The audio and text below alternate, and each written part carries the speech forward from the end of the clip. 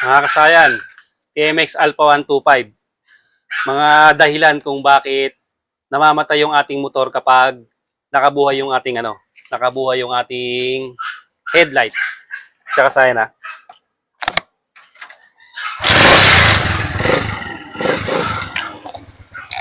Pag binuksan natin yung ating headlight, namamatay yung ating yung ating motor.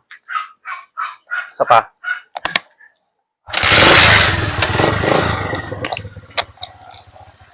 Pagbukas ng headlight, patay yung ating motor. Siya kasayan ang mga dahilan ha. Ito, isa sa dahilan to, itong battery operated CDI o 4-pin CDI. Yan, isa sa dahilan niya na pag naka-battery operated CDI tayo.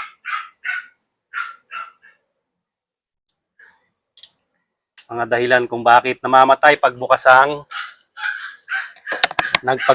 na ang ilaw.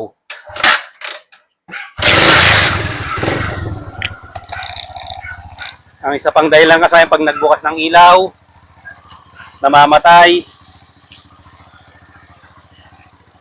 Pagbukas ng ilaw, namamatay. Ito pa kasi isa pang dahilan.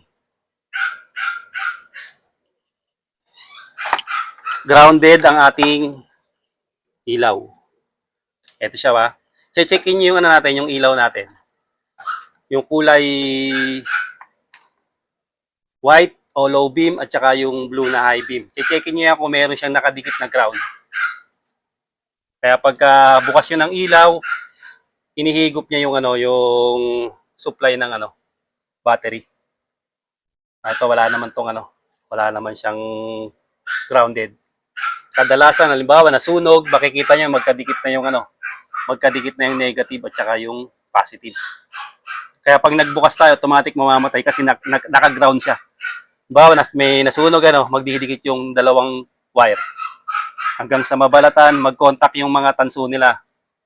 Pag nag-contact 'yon, mamamatay yung ating motor. Pero nandito yung talagang dahilan na dalawa. Siya ba? Ito.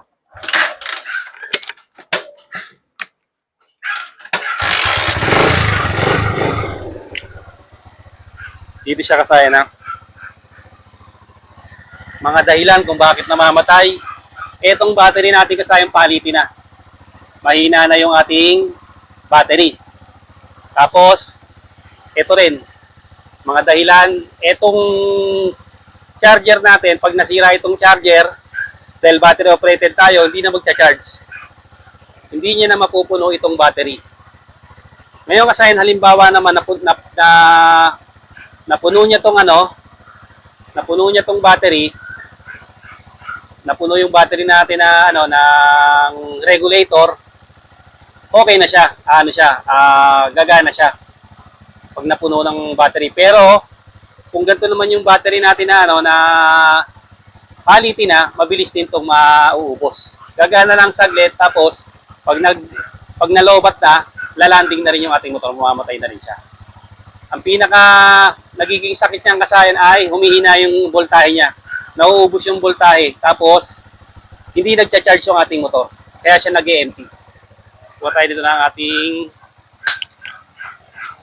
nandiyan may test light natin. Ito. Battery sa to kasayan na TMX 125 na battery operated.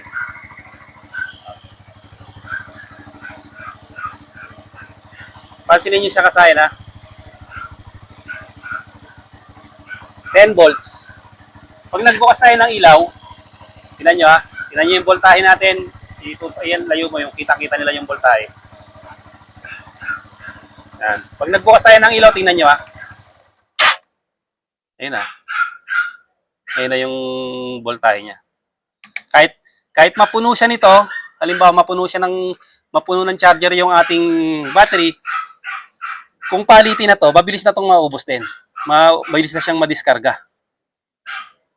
Ngayon kasayan, dapat kahit wala tong battery, siya dapat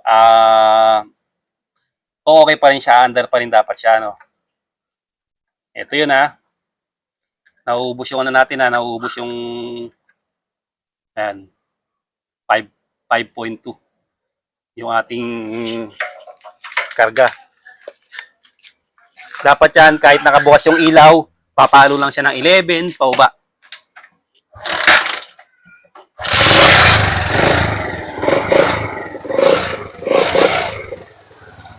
Ito yung pinakasakit kasayan, hindi siya nagcha-charge. Ito ha, sa iba kasi grounded lang. Pero ito, hindi nagcha-charge. Halimbawa, sira ito, o sira yung ano natin, sira yung ating stator ha. Okay, papaganahin natin yung charging. Yan ha, patay siya ha.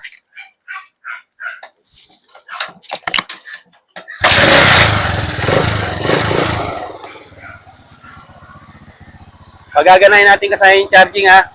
Ito na siya. Ang full wave na motor, pag naputol yung isang wire niya sa full wave, kahit alin sa dalawa, hindi magcha-charge siya ha. Papaganahin natin yung charging.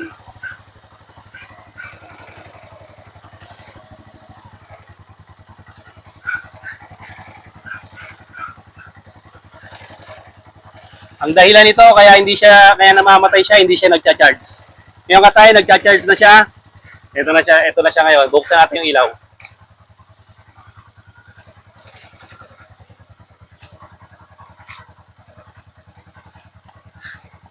Yan siya kasaya na. Bukas na yung ating ano ha. Bukas na yung ating ilaw. High and low. High and low natin.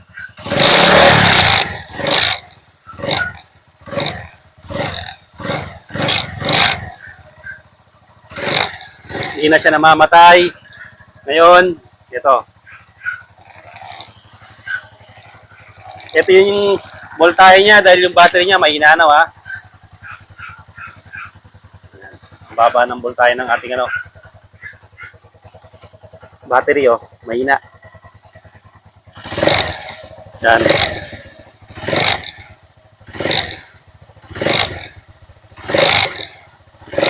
Overcharging.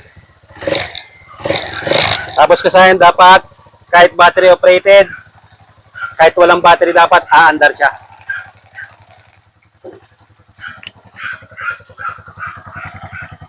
Okay, finish na pala natin yun ha.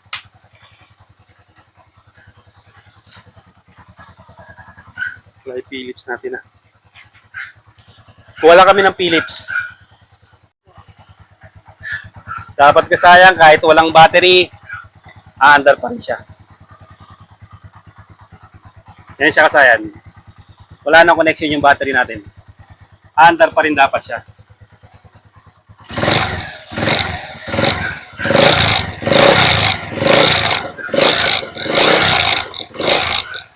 Kaya kasayan, nakatanggal ha. O, wala tayong connection.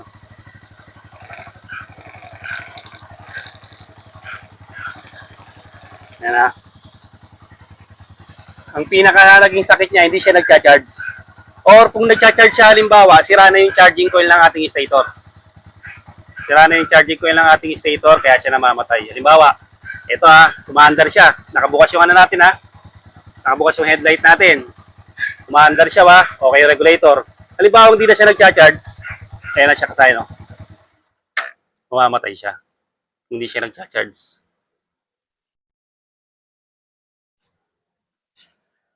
Yan siya kasay na. Pero kung stock CDI, wala magiging problema kasi kahit may grounded dyan, di mamamatay yung makina.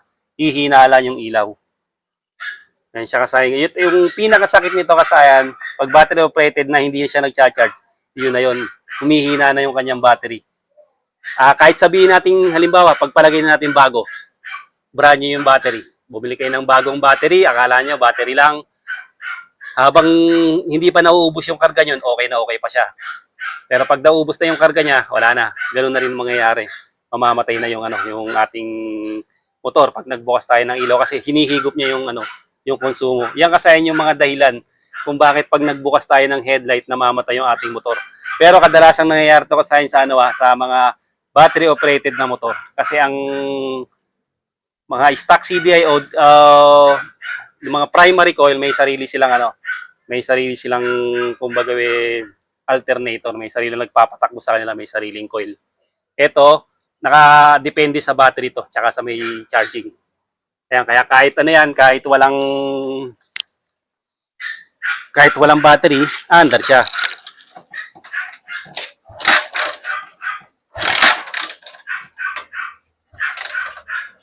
Basta nagcha-charge siya. Nasa, no? Hindi na natin pinatay para makita nyo. Yung kasayan yung mga dahilan kung bakit pag nagbukas tayo ng headlight, namamatay yung ating motor. Dahil nauubos na, nade-drain na yung ating battery. Pag may comment kayo kasayan, mag-comment lang kayo, sasagutin natin yan.